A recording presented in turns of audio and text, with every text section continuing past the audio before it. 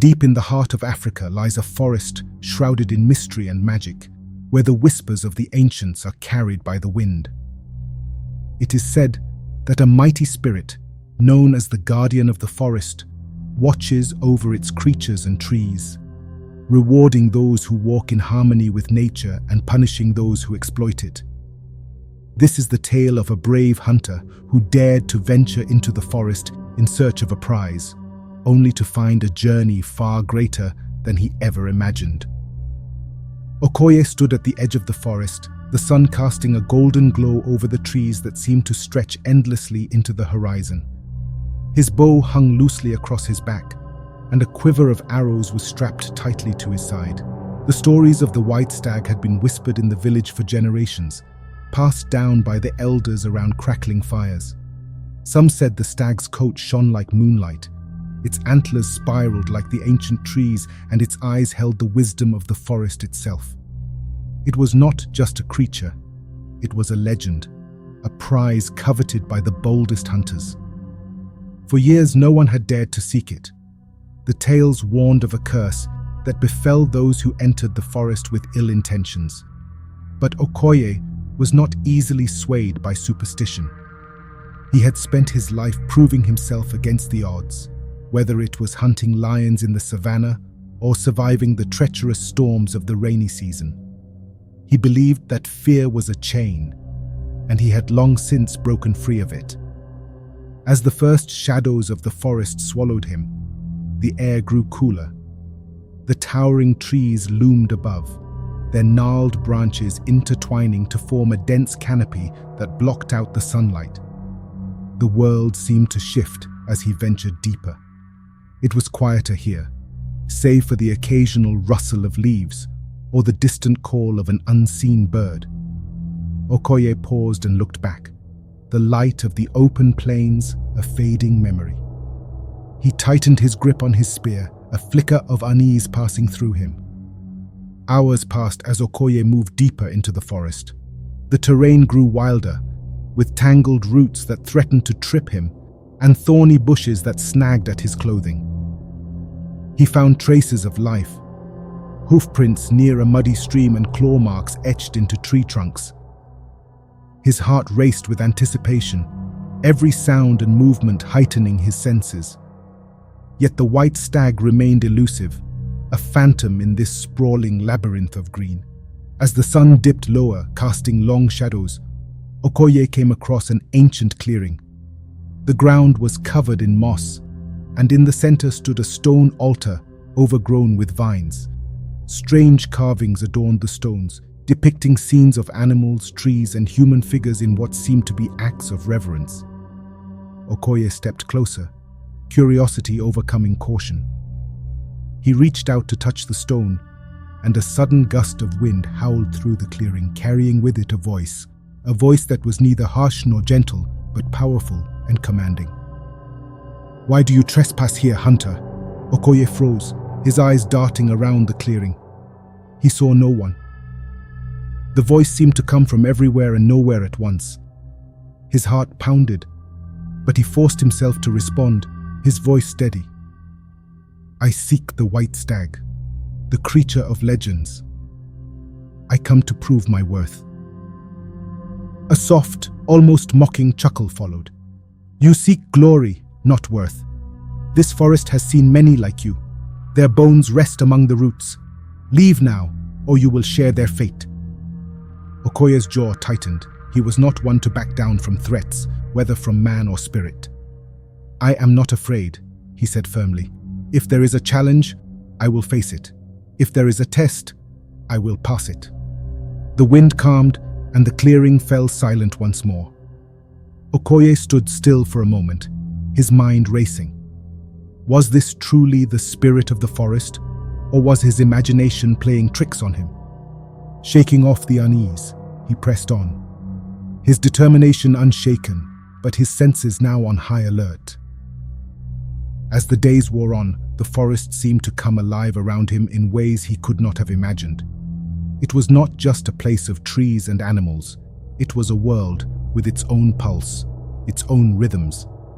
Birds called out warnings as he approached, and the rustling leaves seemed to whisper secrets he could not understand. Yet, the white stag continued to elude him.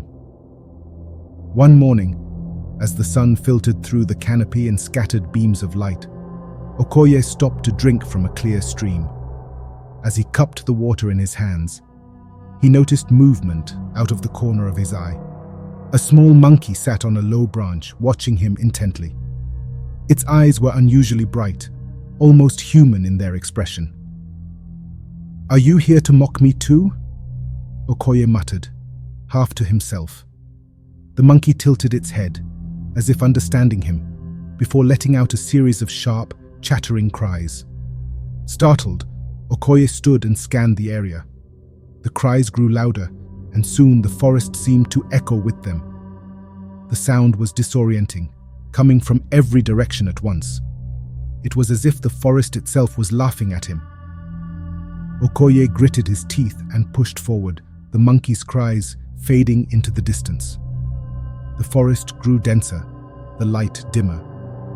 He felt as though he were being watched, not by one pair of eyes, but by many. He stopped to rest beneath a towering baobab tree, its thick trunk seeming to hum with ancient energy. "Why do you continue, Hunter?" a voice asked. This time, it was softer, almost curious. Okoye looked around, his hand instinctively going to his spear, but again, he saw no one. "I have come too far to turn back," he replied. "I will not leave until I find the stag." The voice was silent for a moment before replying, "You may find more than you seek." The words lingered in Okoye's mind as he drifted into a restless sleep. The forest was unlike any place he had ever known, and he could not shake the feeling that it was alive, testing him at every turn. Yet, his resolve remained unbroken. He would not leave without the prize he sought, no matter what the forest threw in his path. The forest seemed to grow darker as Okoye pressed on, the canopy above thickening until only faint traces of sunlight pierced through. He could no longer tell how many days had passed since he had entered this place. The once familiar rhythms of his life, dawn, dusk, hunger, thirst, blurred into an endless cycle of steps forward, searching for a creature that felt more like a dream than reality. Yet he refused to turn back. To do so would be an admission of failure, a stain on his pride he could not bear.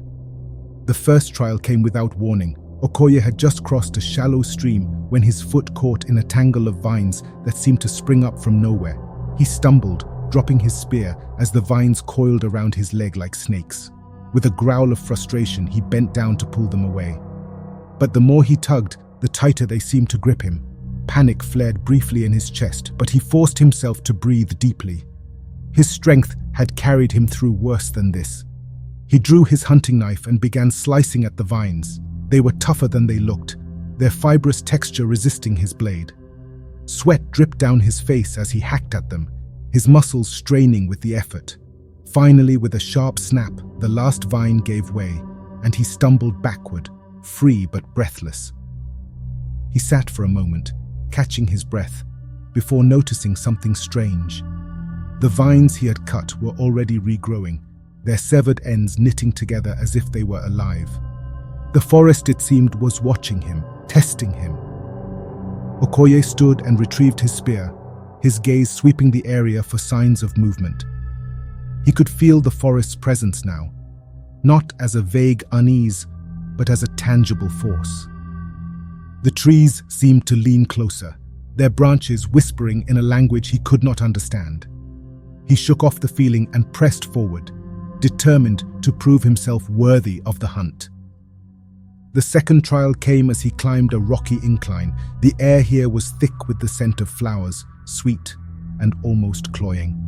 As he reached the top of the hill, he spotted a cluster of bright red berries growing on a low bush. His stomach growled, a sharp reminder that he had not eaten in hours. He hesitated.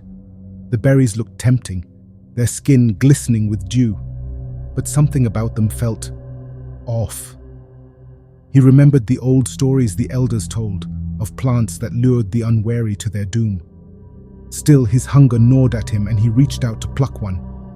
As his fingers brushed the berry, a sharp pain shot through his hand, and he yanked it back with a cry. Looking closer, he saw tiny, almost invisible thorns covering the bush, each one tipped with a glistening drop of sap. His hand throbbed where the thorn had pricked him, the skin reddening as if from a burn. He backed away, his heart pounding. The forest was not just alive, it was dangerous. He moved on, his hunger growing more insistent with each step. He chewed on dried meat from his pack, but it did little to satisfy him. The forest seemed to mock him, its abundance of fruit and flowers just out of reach, each one more likely to harm than nourish. He began to understand why so few had returned from this place. It was not just a test of skill or courage, it was a test of will, of patience, of wisdom. As night fell, the third trial revealed itself. Okoye had set up a small camp in a clearing, his fire casting flickering shadows on the surrounding trees. He was sharpening his spear when he heard the sound of wings. He looked up to see a bird circling above, its feathers glowing faintly in the firelight. It landed on a branch nearby and tilted its head, regarding him with eyes that seemed too intelligent for a mere animal. "Strange company for a hunter," Okoye muttered, watching the bird. It let out a soft, musical cry, and for a moment, he felt a sense of peace.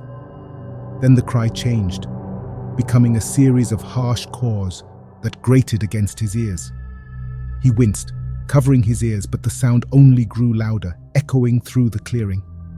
He grabbed a rock and hurled it at the bird, missing by a wide margin. The bird flapped its wings and took off, its cries fading into the distance. Okoye sighed, the silence a welcome relief, but it was short-lived. A low growl broke the stillness, and he turned to see a pair of glowing eyes in the darkness beyond the firelight. The growl deepened, and a large shadowy shape stepped into view. A panther, its sleek body rippling with muscle. Okoye's grip tightened on his spear as he rose slowly to his feet. The panther circled him, its movements fluid and predatory. He could feel its gaze on him, measuring, waiting for an opening. He knew better than to make the first move. Instead, he kept his stance steady, his spear pointed toward the creature. Minutes passed in a tense standoff, the panther's growls rumbling like distant thunder. Finally, it lunged, a blur of black fur and sharp claws. Okoye sidestepped and thrust his spear forward, but the panther was too quick. It dodged the strike and swiped at him, its claws grazing his arm. He gritted his teeth against the pain and adjusted his stance, his mind racing. This was no ordinary panther, he realized. Its movements were too deliberate, its eyes too knowing. It was as if the forest itself had taken this form to challenge him. He would not be defeated. With a roar of his own, he feinted to the left and then struck to the right, his spear grazing the panther's flank. The creature snarled and backed away, its eyes narrowing. For a moment, they stared at each other, hunter and beast, neither willing to back down.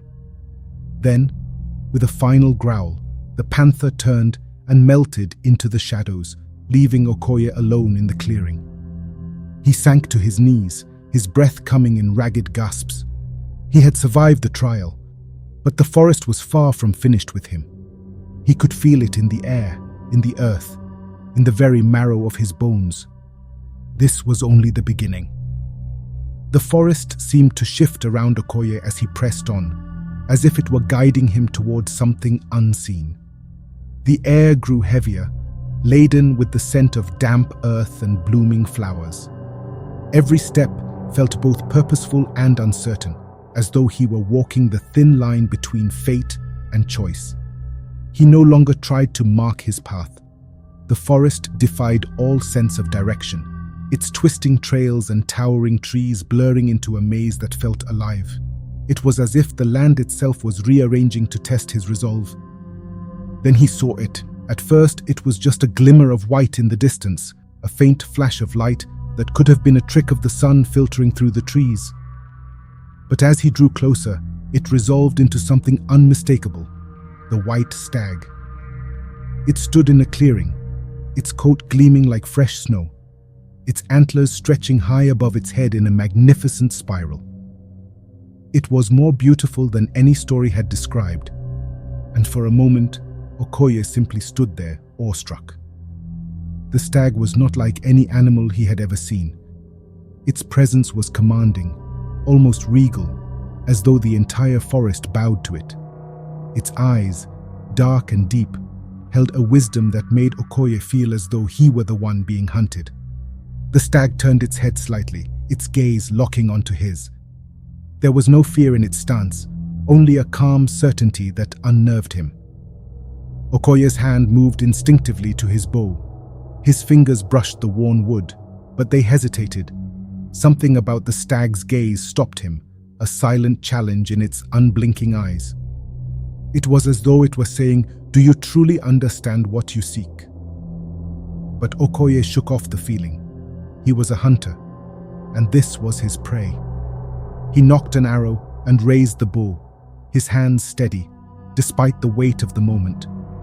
He drew the string back, the tension in the bow mirroring the tension in his chest.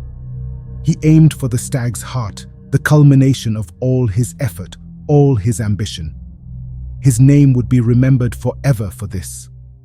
And then the stag spoke. "Why do you hunt me, Okoye?" The voice was deep and resonant, like the rumble of distant thunder, yet it carried a strange gentleness. Startled, Okoye nearly dropped his bow. His heart pounded as he stared at the stag, his mind struggling to grasp what he had just heard. Animals did not speak, not in the world he knew, but this was no ordinary creature. Okoye's voice faltered, but he forced himself to speak. "I seek you because you are a legend. To capture you is to prove myself." The stag tilted its head slightly, its expression unreadable. "And what will you prove by taking my life?" Okoye hesitated. The question struck something deep within him, a doubt he had not allowed himself to acknowledge. What would he prove? That he was strong? That he was brave? He had always believed that the hunt was a test of skill, of courage, of dominance over nature. But now, faced with this creature, those beliefs felt hollow. "I will prove that I am worthy," he said finally, though the words rang empty even to his own ears. The stag stepped forward, its hooves making no sound on the forest floor. Its eyes seemed to pierce through him, seeing not just his strength, but his fears, his pride, his uncertainty. "Worthy of what?" it asked. "Greatness is not found in taking, it is found in understanding, in protecting. Do you seek to be remembered, or do you seek to leave the world better than you found it?" Okoye's grip on the bow tightened. His pride screamed at him to release the arrow, to silence the voice that unsettled him so deeply. But another part of him, the part that had marveled at the beauty of the forest, that had felt the trials of this journey strip away his illusions, hesitated. He lowered the bow slightly, his arms trembling. I do not know," he admitted, his voice barely above a whisper. The stag regarded him for a long moment, its gaze softening. "You have come far, Okoye. You have faced the trials of the forest and proven your strength. But strength without wisdom is destruction. If you wish to leave this place with true greatness, you must let go of your pride and learn what it means to live in harmony." The stag's words struck something deep within him, a truth he had long buried beneath his ambition. He thought of the forest, of its beauty and its danger, of the life it sustained and the trials it had presented. He thought of the old man under the baobab tree who had spoken of balance. Slowly, he lowered his bow completely and let the arrow fall to the ground. "I am sorry," he said, his voice trembling with the weight of his realization. "I came here seeking glory, but I see now that I was wrong. This forest is not mine to conquer. The stag inclined its head, a gesture of approval. You have taken the first step toward understanding. Go now, Okoye. Return to your people and teach them what you have learned. Protect this forest, and you will find a legacy far greater than any trophy.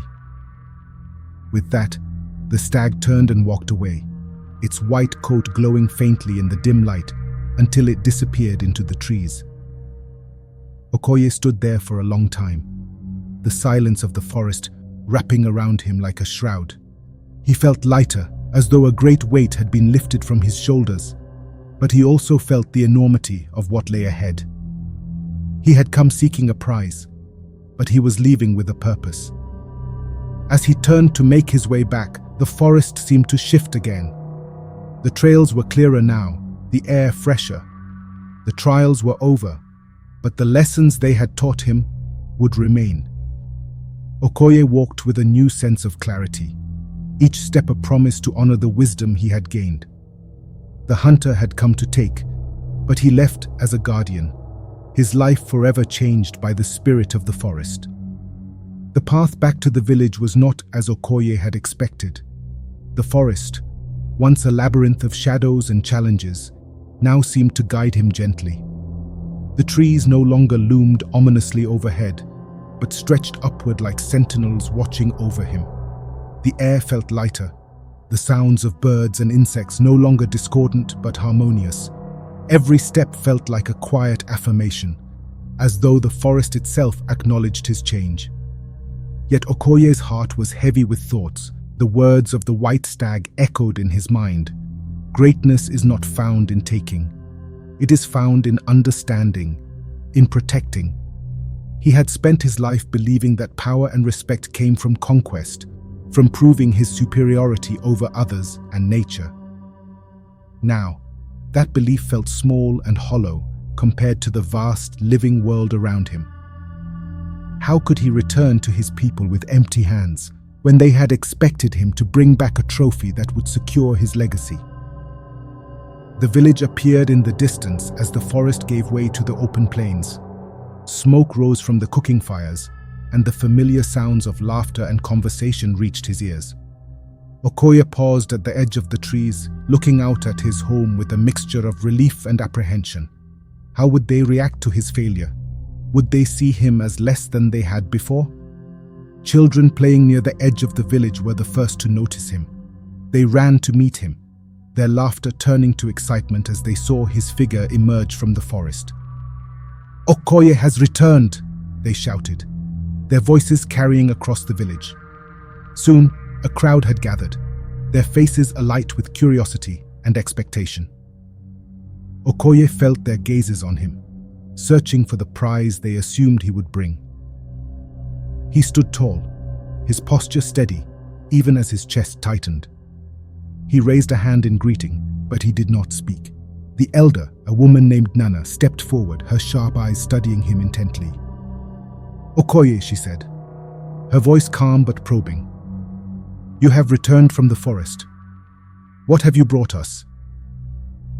There was no anger in her tone, but the weight of the question hung in the air. Okoye hesitated, his mind racing for the right words. He could lie, spin a tale of triumph and glory, but the thought felt wrong. After all he had experienced, he could not betray the truth. "I bring no trophy," he said finally, his voice steady but quiet. "I sought the white stag, but what I found was far greater. The forest taught me that we are not its masters. We are its guests, its caretakers." The murmurs among the crowd grew louder, some skeptical, others intrigued. Okoye continued, his words flowing now with the conviction of his revelation. "The forest is alive, more alive than we have ever understood.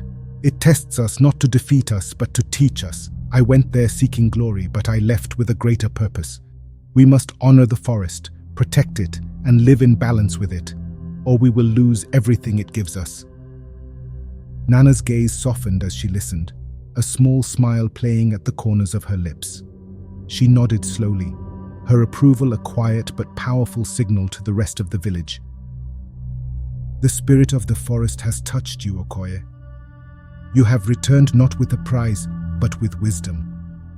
that is a far greater gift. Still, not everyone was convinced. A younger man named Kofi stepped forward, his arms crossed over his chest. "And what does wisdom feed us?"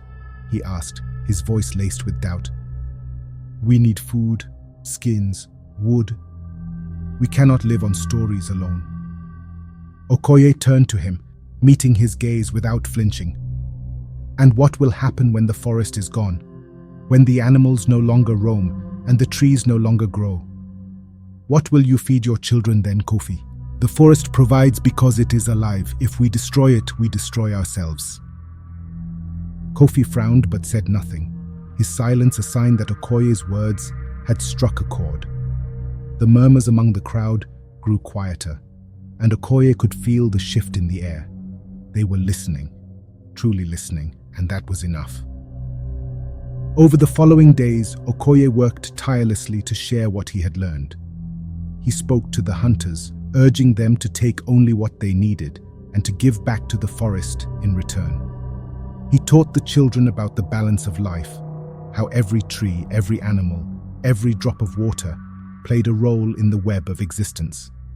He even worked with the elders to establish new rituals, ones that honored the forest and its spirit, ensuring that the lessons he had learned would not be forgotten. It was not an easy transition. There were those who resisted, clinging to the old ways, but Okoye remained patient. He knew that change did not come quickly, just as the forest itself did not grow overnight. It was a slow, steady process, but each small victory brought them closer to a new understanding. As the seasons passed, the village began to change. The hunters noticed that the animals were more plentiful, their movements less erratic. The farmers saw their crops flourish, the rains arriving on time and in abundance. Even the children, who once feared the dark edges of the forest, began to see it as a place of wonder and learning. Okoye too changed. He no longer carried the weight of pride and ambition on his shoulders. Instead, he walked with a quiet strength, his connection to the forest and its spirit guiding his every action.